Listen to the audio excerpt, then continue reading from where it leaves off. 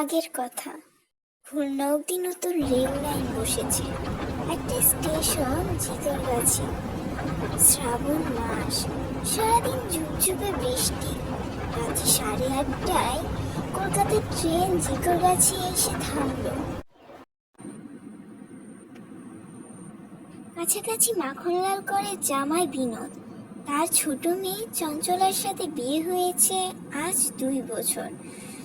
পুনায় থাকে বিনোদ, মিলিটারিতে চাকরি করে। সম্প্রতি বাসা পেয়েছে, বউকে নতুন বাসায় নিয়ে যাবে, তাই 1 সপ্তাহের জন্য ছুটি নিয়ে শ্বশুর বাড়ি যাচ্ছে। মাস্টার মশাই, মাস্টার মশাই, মাস্টার মশাই আছেন অফিসে? কোন দিক থেকে? গায়ে নীল কোট, তার উপর কম্বল জড়ানো, তা সত্ত্বেও হিহি করে কাঁপছে। বলেন বাবু, ডাকেন কেন? মাস্টার মশাই তো জ্বরে বেহুশ। গাড়ির ছাড় গার্ড সাহেব আজকে আমার কাছ থেকেই নিয়ে নিল। মাস্টার মশাই উঠতে পারবেন না? কি লাগবে আমায় বলুন। সাদেপুর থেকে আমার জন্য পালকি আসার কথা, দেখতে পাচ্ছেন তো? পালকি যাচ্ছেন বাবু? বলি পাই, পালকিটা বইবে কারা? বেয়ারা জুটবে কোথায়? ম্যালেরিয়ার নতুন আমদানি, ঘরে ঘরে মেয়ে মর্দ সকলের জ্বর। এক বাটি বালি রেঁধে দেবার মানুষ জোটে না, আর আপনার মাথায় পালকি শখ চাপলো এখন। লোকটি বিনোদের সামনে সেইখানেই মেঝের উপর বসে পড়ল। আগের লোকটা মারা গেল জ্বরে, পরশুদিন আমায় এই স্টেশনে পাঠালো। আমাকেও জ্বরে ধরেছে, কপালে কি আছে জানি নে। 2 মাসের মধ্যে বিনোদ শ্বশুর বাড়ির কোনো চিঠিপত্র পায়নি। মন বড় উতালা। স্টেশন মাস্টার পুরনো লোক, তিনি হয়তো খবরাখবর কিছু বলতে পারতেন। এই লোক একেবারে নতুন, একে জিজ্ঞেস করে কোনো লাভ নেই। সারাদিন খাওয়া দাওয়া হয়নি বিনোদের, বড় ক্লান্ত। পথে নেমে পড়ল বিনোদ, হন হন করে চলছে। হাত করিতে 9টা, সন্ধ্যা রাত্রি বলা যায়। এরই মধ্যে চারদিকে একেবারে নিঃশ্রুতি। রাত দেখা দিল আকাশে, মেঘ ভাঙা ঘোলাটে জ্যোৎস্না। অদূরে কেয়া ঝাঁক, ছত্রাকার কেয়া পাতার নিচে মানুষ যেন। মানুষটা কাটা বনের মধ্যে মোটা কেয়া গুড়ির উপরে আরামে পা ছড়িয়ে বসে আছে। স্টেশন থেকে বেরিয়ে এতক্ষণের মধ্যে প্রথম এই মানুষ। বিনোদ ব্যাকুল হয়ে জিজ্ঞেস করলো, সাদে করে মাখনলাল করে বাড়ি যাব, যাচ্ছি তো ঠিক? বিপদ যাবে তো, এদিকে চলে আসো। পথটা গহীন জঙ্গলের মধ্যে। পাগল নিশ্চয়, নয়তো রাত্রিবেলা ঘর বাড়ি ছেড়ে এমন জায়গায় কেন? মিলিটারি মানুষ বিনোদ, সে কিছু গ্রাহ্য করে না। নিরুত্তরে অন্যদিকে মুখ ফিরিয়ে আরো জোরে জোরে কটমট করে চলল। দীর্ঘ একটা খেজুর গাছ ঝড়ে বেঁকে গেছে, কাঠ হয়ে আছে সেটা রাস্তার উপর। গাছটা আগেও দেখেছি, বিনোদের মনে পড়ল। ঠিক পথেই যাচ্ছে, তবে পথ হারায়নি। যেই মাত্র গাছের নিচে আসা, গাছটা নড়ে এসে ভীষণ জোরে মাটিতে আছড়ে পড়ল। বিনোদ ছুটে বেরোলো, তাই যেন রক্ষা, কিন্তু গাছ ঠিক মাথার উপরে পড়তো। মাথা ফেটে চৌচির হয়ে যেত। অল্পের জন্য বেঁচে গেছে। খুব খানিকটা গিয়ে পিছনে তাকাই, খেজুর গাছ যেমন তেমনই আছে, পাতা ঝিলমিল করছে জ্যোৎস্নায়। সাহসী মানুষ বিনোদ, প্যারেড করে, বন্দুক চালায়, ভাবছে চোখের উপর। এই সমস্ত ভাবতে ভাবতে শ্বশুর বাড়ি পৌঁছে গেল বিনোদ। অবস্থা ভালো এদের, পাকা কোঠা বাড়ি, বৈঠকখানা অন্ধকার। শীতকালে বড়দিনের সময় বিনোদ এসেছিল, দিন রাত লোক গিজ গিজ করতো তখন। এরকম ভাবছি, কোন দিক থেকে ঘুমটা দেওয়া এক বউ এসে সামনে দাঁড়ালো। বিনোদ হক চুকিয়ে যায়, তাড়াতাড়ি পরিচয় দিল। এইবারের ছোট জামাই আমি।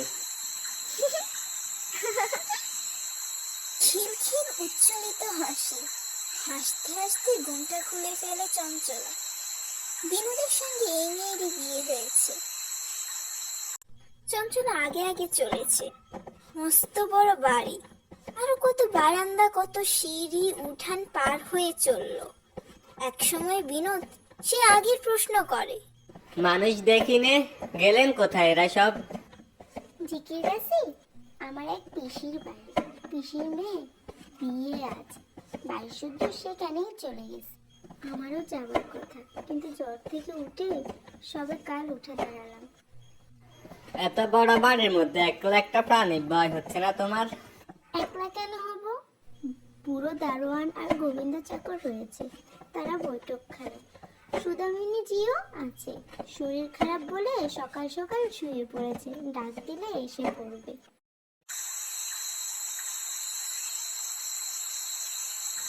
আজ এসে পৌঁছাবো। স্টেশনে পালকি রাখবার জন্য চিঠি দিয়েছিলাম। পালকি না জোটক, স্টেশনে অন্তত বোর্ডের দারোয়ানকে পাঠাতে পারবে। চিঠি পৌঁছায়নি, পৌঁছাবার উপায়ও নেই। পোস্টমাস্টার পিয়ন দুটোই মারা গেছে। সে রানার ডাক বয়ে আনতো, সেও নাকি নেই। সাংঘাতিক ম্যালেরিয়া, জ্বর জারি কাকে বলে এই অঞ্চলের লোক কাকে জানতোই না। ভীষণ খিদে পেয়েছে, তাড়াতাড়ি 4টি ভাত ফুটিয়ে দিতে পারো তো দেখো। একি ছি ছি, আগে বলতে হয়। চালে ডালে খিচুড়ি চাপিয়ে দিবে, তাড়াতাড়ি হবে। তরকারির হাঙ্গামায় যাব না, শুয়ে থাকো তুমি বিশ্রাম করে, এসে ডাক দিতেন। চলে গেল চঞ্চলা, যেন উড়ে বেরিয়ে গেল পাখির মতন। উলুঙ্গির প্রদীপ হঠাৎ ধপধপ করে, আলো নাচে দেওয়ালে দেওয়ালে, চমক লাগে।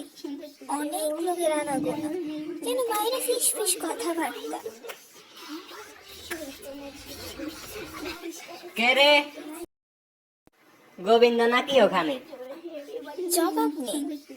একা গোবিন্দ কিংবা দুজন চারজন মানুষ নয়, অনেক অনেক অনেক। বাড়ির সকলে নিমন্ত্রণে গিয়েছে। এত লোক তবে আসে কোথা থেকে? উকি দিয়ে দেখলো জানালার বাইরে, জ্যোৎস্না উজ্জ্বল হয়েছে এখন।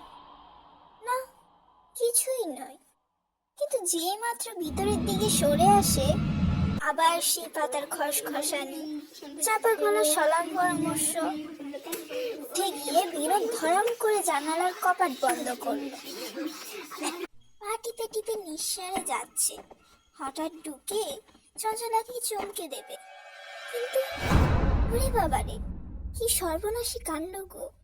রান্নাঘরে ঢুকতে গিয়ে বিনোদ পাথর হয়ে দাঁড়িয়ে যায়। রান্না করছে চঞ্চলা, উনুন জ্বালাবার কাঠটুকুও বুঝি নেই। সেজন্যই নিজের পা ঢুকিয়ে দিয়েছে উনুনের ভিতরে। ধাউ ধাউ করে জ্বলছে পা। উনুনের উপর কড়াইতে খিচুড়ি ফুটছে টকবক করে।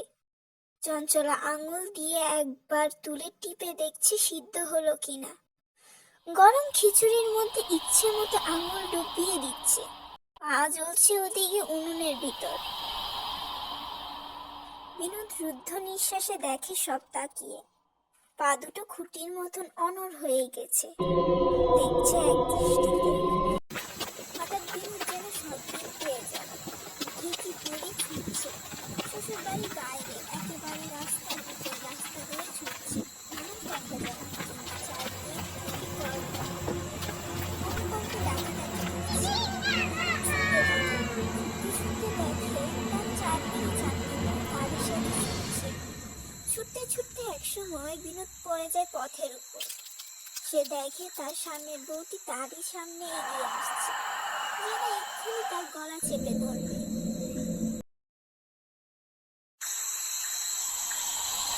দেখো, আমাকে ভয় পেও না। একজন আমি, চারজন হয়ে চারদিক থেকে ঠেকিয়ে নিয়ে এলাম, নয়তো রক্ষা ছিল না। প্রাণ নিয়ে ফিরে আসতে দিত না ওরা তোমাকে। ওরা কারা?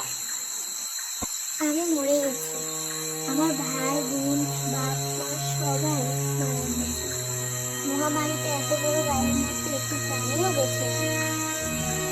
বেঁচে থাকতে এখানকার মানুষ গায়ের মধ্যে চোখ দেখা মরার পরে কেমন জ্যান্ত মানুষ ঢুকতে দেবে, প্রথম গলা টিপে নিলে দলের মতো।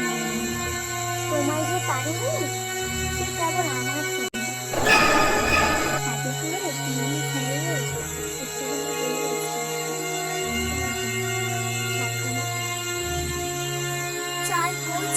পাশ থেকে মাথা নিয়ে চারখানা হাত মুখ করে আর পা ছুঁল। পলকের মধ্যে থেকে ফাঁকা মাঠের মধ্যে একলা সে দাঁড়িয়ে।